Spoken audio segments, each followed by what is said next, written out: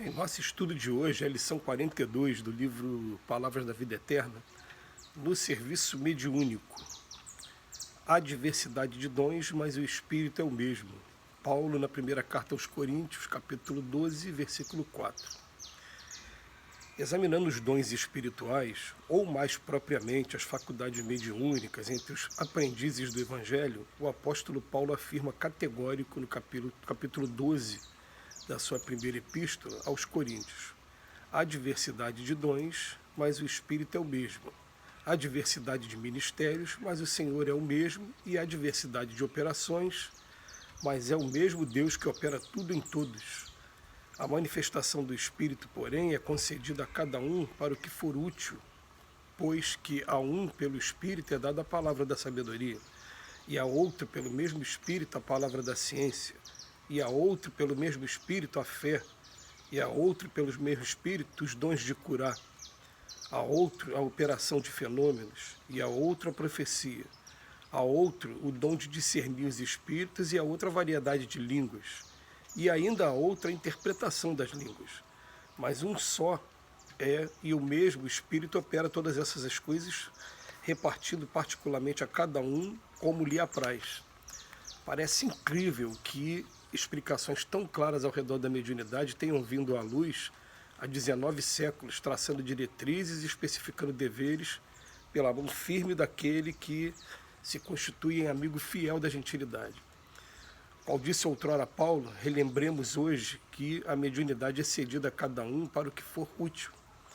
É por isso que nos quadros da ação espírita temos instrumentos mediúnicos para o esclarecimento, para a informação, para o reconforto, para a convicção, para o fenômeno, para o socorro aos enfermos, para as manifestações idiomáticas, para a interpretação e para o discernimento, tanto quanto para numerosas outras peculiaridades de serviço. Entretanto, nós todos, tarefeiros encarnados e desencarnados que procuramos a nossa regeneração do Evangelho, devemos saber que o bem de todos é a luz do Espírito glorioso de Jesus Cristo, que precisamos refletir nesse ou naquele setor do trabalho.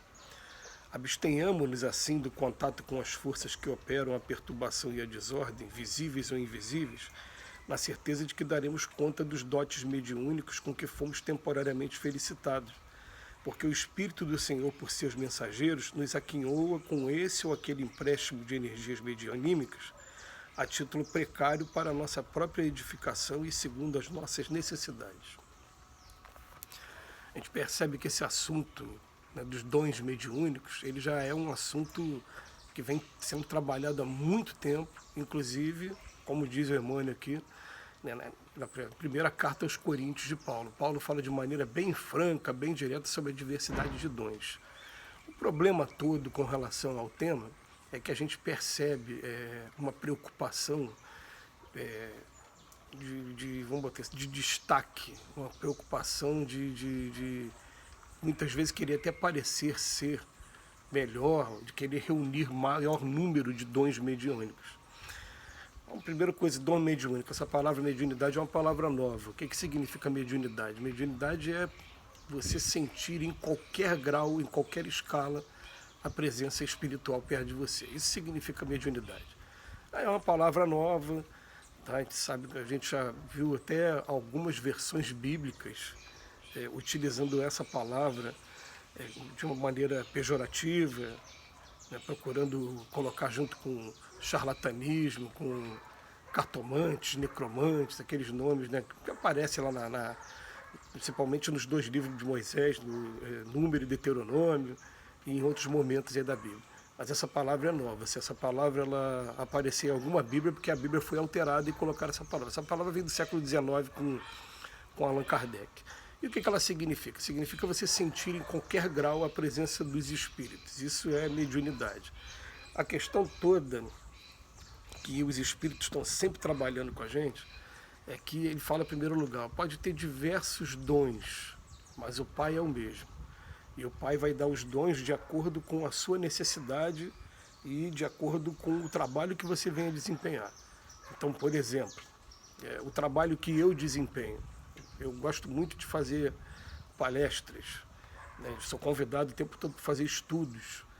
E quando você vai fazer os estudos, naquele momento em que eu me concentro no assunto, que eu leio o assunto, qual é o tema e procuro estudar o tema, eu sou naturalmente ajudado, intuído por alguns amigos que ficam do meu lado também, procurando ajudar. E esses amigos, é até interessante, né? Eles têm o meu amigo pessoal e tem também aqueles que compõem a casa, o lugar que eu estou indo fazer o estudo. E eles também vão passando por intuição para a gente, sem a gente perceber, quais são as necessidades daquele grupo de maneira específica. De maneira que, se você for fazer o mesmo tema em 5 lugares diferentes, vão sair 5 estudos completamente diferentes.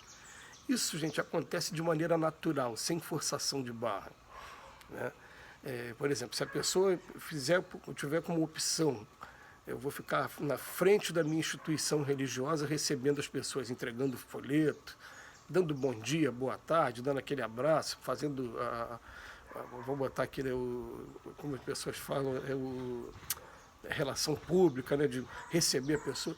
Naturalmente, os espíritos vão observar que a tua atividade é aquela e vão estar te envolvendo para você perceber quando uma pessoa muito triste está chegando, uma pessoa com ideia de suicídio, uma pessoa que precisa de um atendimento emergente. Então essas coisas vão acontecendo naturalmente, de acordo com o que você escolheu.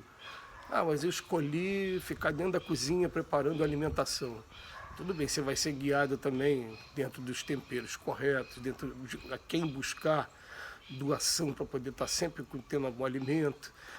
Vai ser principalmente intuído para tomar muito cuidado com as conversas que a gente tem dentro da cozinha, porque muitas das vezes o nosso pensamento também, os nossos sentimentos podem contaminar os alimentos. Então são informações que vão acontecendo de acordo com aquilo que você está utilizando dentro do seu trabalho, e não forçação de barra. Engraçado que a gente encontra assim, algumas pessoas que, a pretexto de quererem destaque, elas querem demonstrar que tem o maior número possível de dons mediúnicos. Quando, na verdade, se você tiver um único dom e estiver utilizando ele da melhor maneira para cumprir o objetivo que você se propôs a fazer, você está cumprindo com a sua obrigação e está atingindo o objetivo de tudo. Então a gente tem que começar a pensar dessa maneira. Ele vem falar aqui para a gente, né? Pega tudo que a carta vem falando, pegando uns é dado para a ciência, outros para a fé, outros para o dom de curar, outros para...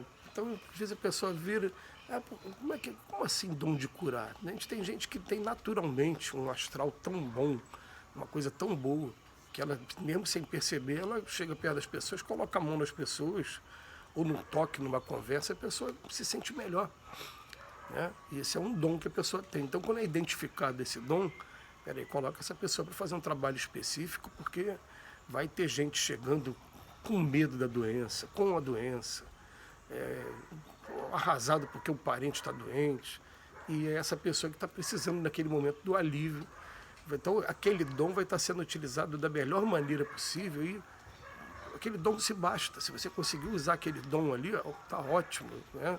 Que eu use da melhor maneira. Agora não. A gente fica querendo, às vezes, abraçar uma tarefa, 2, 3, 4, acaba não fazendo nenhuma bem.